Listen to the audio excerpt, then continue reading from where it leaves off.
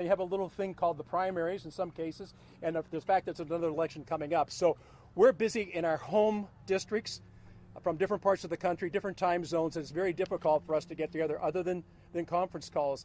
Jason and I were together in Normandy. He chose to jump out of an airplane.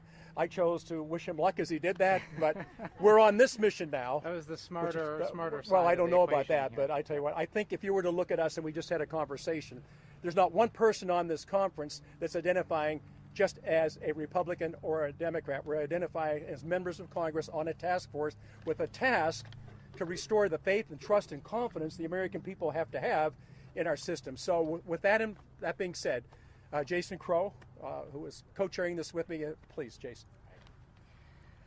Good afternoon. I'm Jason Crow from Colorado. I want to start by thanking Chairman Mike Kelly for welcoming us to his home district and for setting a great tone of bipartisanship on this task force. I want to thank the people of Butler for welcoming us to their community. I know there's been a lot of attention and scrutiny on this community since July 13th, but they've been very gracious and welcoming during our visit here. I want to thank the Pennsylvania State Police and the Butler County Sheriff's Department for also hosting us and welcoming us and showing us around as well. You know, listen, something that doesn't happen very often happened in the House of Representatives last month when we took the vote to establish this task force. And that is every single voting member of the House of Representatives that day, all 416 members, voted to create this task force and to empower this group to answer really important questions for the American people. And I think that sends a very strong message that you don't have to be a Democrat or a Republican or an unaffiliated to say that there's no room for political violence in America. You know, we have debates. We're going to have tough debates, and we're in the midst of a election cycle right now, and all of us are going to have those tough debates. But in the United States of America, you do not get to attempt to assassinate our elected officials and our candidates. It's unacceptable. And we are standing here in a bipartisan way to send the message that we won't tolerate it. So we're going to get answers. The American people have a lot of questions. We have a lot of questions. What we hope to do here today is to help restore confidence of the American people that their elected officials and their candidates are secure. And we know there's a lot of Americans sitting at home that don't have that confidence. So that is our work. We're going to take it very seriously. We have very limited amounts of time between now and December 13th. We're going to conduct a full, thorough, and robust investigation, and it's going to be done in a bipartisan way. Okay, very good. Thank you. So the members that are with me today, some of them have been here before, some have not. The first person I'm going to recognize is Ms. Laurel Lee from Florida. Ms. Laurel Lee, please.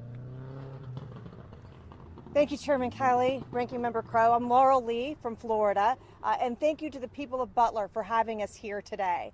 It is so important that this task force has the opportunity to do what we did here, to actually walk these grounds, to see this area, to get an understanding of the physical space and where this security shortcoming took place. And I'll tell you, for many of us, it raises more questions than we came here with today, because we can see it's not a large place. We can get a sense of the area and just how close these buildings were to that stage where President Trump stood that day. So for all of us, having an opportunity to see and to walk around and experience this was a really critical step in our investigative process.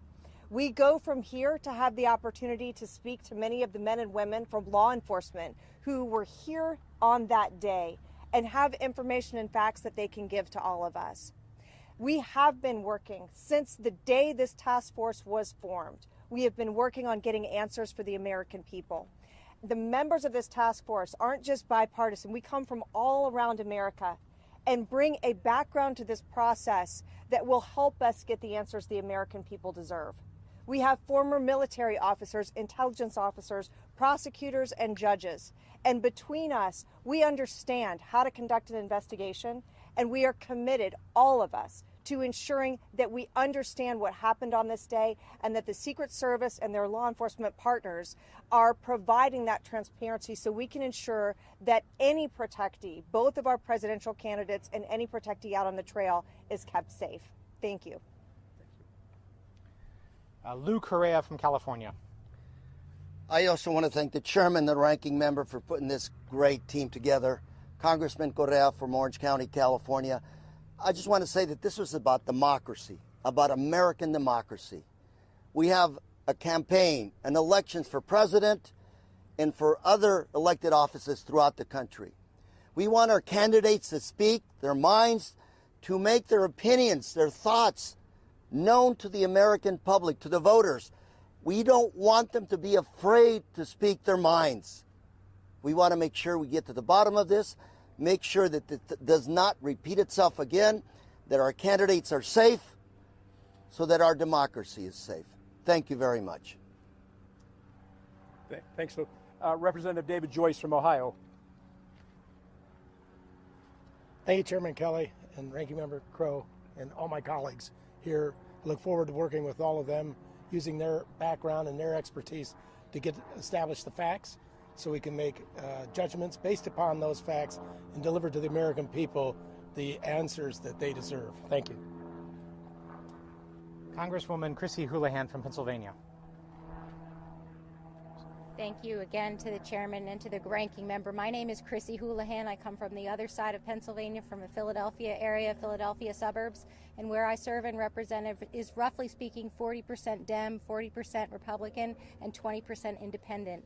My community looks a lot like the Commonwealth, looks a lot like the country, and my community wants to make sure that we can work together, to get the answers that we deserve, because there is no time when political violence is acceptable, and it certainly is not acceptable that anybody who's a candidate or seeking elected office should be vulnerable in this way, and that the people who are gathered to hear them and their opinions should be vulnerable in this way too.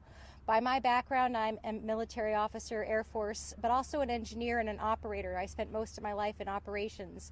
And so what I'm going to be spending my time on is trying to understand what happened in terms of procedures and protocols to make sure that we understand that. And specifically also we'll be focusing on some new technologies such as the drone that was involved in this particular situation. I very much look forward to continuing to work with my colleagues, many of whom are my dear friends and all are my friends. I look forward to serving the American people in this way. Glenn Ivey from Maryland. Thank you, Congressman. My name is Glenn Ivey. I'm a congressman who represents part of Maryland, former federal prosecutor, had a chance to do some of these types of investigations when I worked as a staffer in the Senate and in the House. But I want to say that I really appreciate the bipartisan nature and approach that we've taken so far with this task force. As Congressman Crow stated, we had a 416-0 vote, and I thought it was the right way to get started, and I think it sent the right message to the American people that we weren't going to let politics get in the middle of this, that we were going to work together to get this done in a very quick and expeditious way, because it's so important, as the Congressman said before, to make sure everybody understands, whether they're candidates or voters alike, that the democratic process will not be undermined by violence. We're going to make sure we protect all candidates and voters, because we had someone who came to the rally who died that day too. So we need to make sure that they're protected as well. So I thank my colleagues here for the outstanding job we've been doing so far to get this thing started quickly, and the bipartisan approach we've taken so far. Thank you. Madeline Dean from Pennsylvania. Thank you. Hello, I'm Madeline Dean. I represent suburban Philadelphia, Montgomery and Berks County, the 4th Congressional District. It's an honor to be serving with this task force. We are charged with a very clear mission: to get to the truth, to get to the facts, to find the gaps and report that out. And we have a very short time frame to do it. You see here a number of people who are just serious about this in a nonpartisan way. So I'm honored to be a part of it. I want to thank Chairman Kelly for welcoming us here and making sure we got to see what we can see here, because as you can see, what's impressive to me is the proximity of everything here, particularly the position of the shooter and the position of the president. So glad to be here. I thank the ranking member Crow. I got phone calls from both of you, and they both had the exact same idea of what we were to do: to get to the truth, to say there is no place for political violence, not just for candidates, but for those who want to be civically engaged, for those who came here excited to be a part of something bigger than themselves. They need to be free from violence. Happy to be here with you. Jared Moskowitz from Florida. Thank you, Ranking Member. Thank you, Mr. Chairman. Thank you for bringing us here today as Democrats and Republicans, as members of the task force, and as Americans. Being here and seeing the proximity of the buildings, it reminds me, quite frankly, how outrageous it was that the former director of Secret Service did not come here to get a sense of what this looked like. And so we are working in a bipartisan nature. As a former director of emergency management for the state of Florida, I look forward to getting the facts of what failed that day. We were inches away from an American catastrophe. And then figuring out what steps we can take to make sure something like this never happens again. So thank you. All right. Well, so all the members have had a chance to speak, and I think the most important thing is to recognize is we are U.S. representatives, not Democrats, not Republicans, but both, searching for the answers and reassuring the American people that we can work together and we can get the right answers so this doesn't happen again.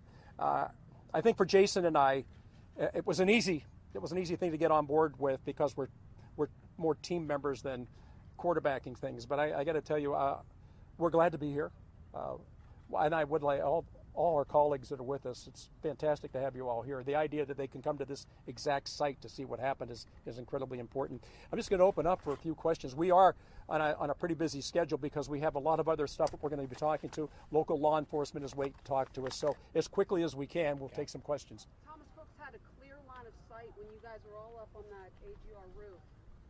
Just how stunned were you?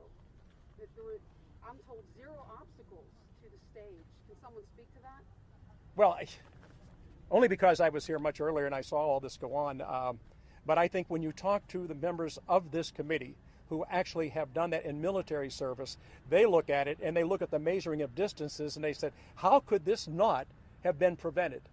And the burning question is always going to be with me. There was knowledge ahead of time that there was a person of suspicion on that roof and armed. The key was get the former president of the United States off the podium, then there's nothing that has to take place. Mr. Comprador will be alive today, the 2 men that were wounded, the president, and also, not only did we lose Mr. Comprador that day, the Brooks family lost their son. Before Congress, I was an Army Ranger. I served in Iraq and Afghanistan, and one of the fundamental principles you operate is you always secure the high ground, or you have eyes on the high ground. So I definitely took note today that there were a lot of lines of sight that appear to have been unsecured that day, that didn't have eyes on or that weren't secured, and certainly at this point a lot more questions than answers. Can you share which federal agencies you all have communicated with thus far? And 2, some other lawmakers involved in separate probes accuse the FBI and Secret Service of stonewalling. Can you say whether you all have experienced that thus far? No, I think we've asked for information, right, and we've got partial information back. The whole effort for this task force is to make sure we get all the answers to the questions we asked and be able to go forward from there. I think we've got to be very careful because there's reports out there about 5 members of the Secret Service have been put on leave or whatever the term is they want to use. So right away the question comes up, well, what did we know that we didn't react to? I just think that really at this point, and I think whenever Jason and I first talked, the most important thing that we can get out there is not get it out quickly, but get it out accurately so the American people can say, okay, that makes sense. When you do day after day after day have a different opinion, I think that's what adds to then the idea they're hiding something, they're stonewalling, whatever. We've made requests. The staff in D.C., right, they're going through all this. They're getting answers for us. We did have a phone conversation last week with the FBI, and I think we're all longing for the time that we can be together, question those people on those different committees. What was it that you were doing that day? And let's follow up on that. I just think getting to the truth is a slow process. And for us, none of us are looking at it as we have to get a quick answer. We're looking at we have to get the right answer. I just know with his background, everything they do is planned. As a special ops guy, everything is planned. It just doesn't happen. So I think that's what we're relying on. We've got really good people looking for the truth. So. Yeah, thank you, Chairman. Our staff is in regular communication with all of the federal agencies involved. We've received several briefings, one to the members or including the members just last week with the FBI, including a staff-level briefing to the from the Secret Service as well. We have sent one letter, the Chairman and I have sent one letter assuming jurisdiction from all other committees in directing any further productions of information to the task force, which according to the legislation that was passed last month, we are the sole task force of jurisdiction for the House of Representatives for this investigation, and we are proceeding that way. With respect to any other investigations, the FBI is conducting a criminal investigation.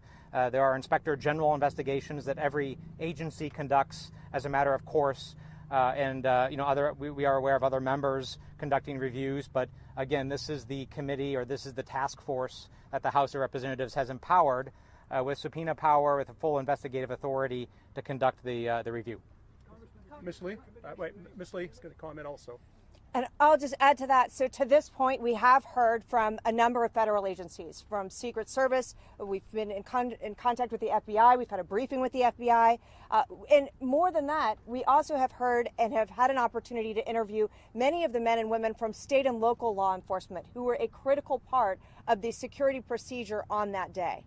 We've also reached out to and will continue to hear from the men and women who attended the rally, because their observations, what they saw and heard, and things that in some cases they recorded on their phones, are all part of developing the full fact picture of what happened that day. It is very important also to note that because we are taking over the investigations that, of course, as soon as this happened, immediately Congress sprang to action. A number of committees within Congress that touched jurisdiction here started their own investigations. We've consolidated that into one place with members from those committees represented on this task force. So as we go forward, this is the committee that will have the ability to subpoena records if we do feel that we aren't getting full and complete disclosure from any federal law enforcement agency. We will be able to subpoena them, to require them to produce documents and to produce witnesses. And if there is any moment where we feel we are not getting full and complete transparency, that is exactly what we will do. I know, Mr. Chairman, you've talked. Anybody else? Wait 1 second. Anybody else want to comment on that? Okay, go ahead. A couple of the members have talked about being surprised seeing the proximity of the buildings today. I'm wondering if you can elaborate on the tangible benefits you see of actually coming here beyond that and seeing all of this rather than, relying on pictures and video and all of that. Well, it's the difference between day and night. When you're actually here on this surface, when you're actually walking in these grounds, when you're actually going to the building, when you're actually up on the roof, when you're actually looking at where did we have people positioned, where was the shooter positioned, if you can actually look at that right now in person, then all the rest of the pictures right away, it's like, okay, I got it, I know where that was. So the big thing for us being here today was to actually be on the ground, get familiar with the ground, be comfortable with the questions we were going to ask because of the way it was laid out. And I think, Jason, you want to weigh in on that? Well said, Chairman. Yes, Lou. I was just going to say that this is my second time I've been back, and some of the locals spoke to me first time I was here as well as today, and a couple of questions come up. First of all, where does the buck stop? Who's ultimately responsible for what happened here? And number two, more importantly, is who's in charge? I heard something today that the campaign had a lot to do with the planning of this. And so I want to know who makes ultimately the decisions. If the Secret Service says do X, the campaign says do not do that, who decides?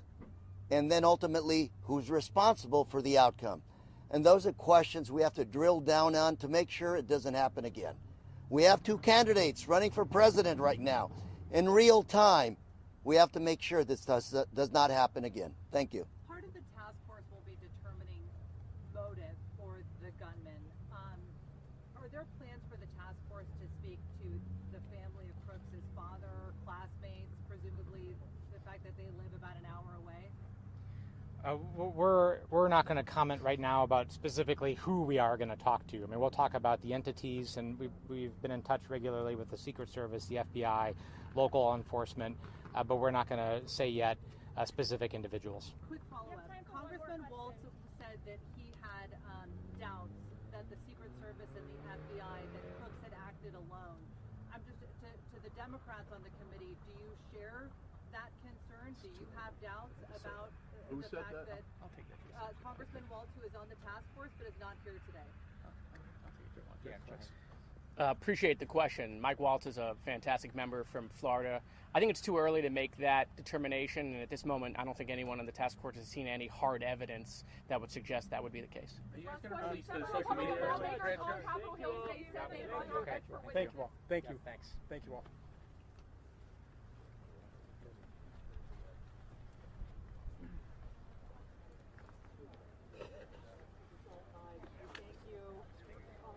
One of ours.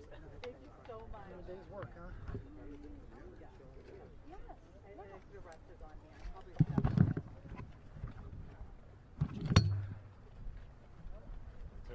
Oh, hey, Dave, how you doing? Great, you guys up here. What would have thought? Got off the bridge. How's the Bowler radio? Not Bowler radio.